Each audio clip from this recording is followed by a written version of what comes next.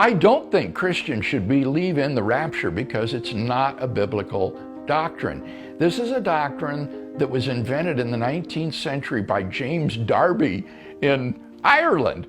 And when we were on our Irish speaking tour a couple years ago, we actually visited and spent a few nights at Powerscourt, where Darby used to hold his Bible studies with the rich and the noble there.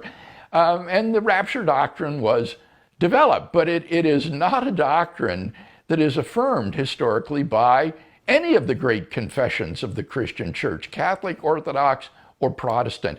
It's based upon a misinterpretation of certain New Testament passages where Paul talks about how the Lord will return and we who are believers will be gathered to meet him in the air. Now, the question is, when does this occur? Darby thought that this was a sort of secret return of Christ prior to the second coming of Christ on the judgment day.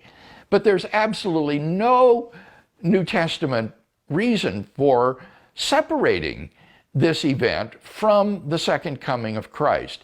When you read Jesus' Olivet Discourse in Mark 13 and you read Paul's teaching in light of that, it seems quite clear to me at least that Christ will return at the end of human history.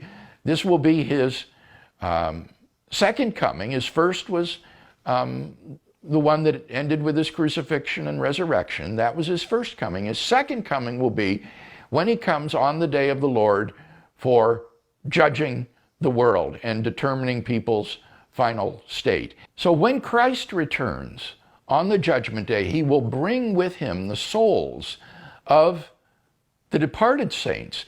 And then those who are alive at the time of his return will be gathered to meet them in the air and accompany the Lord then to the earth for the final judgment.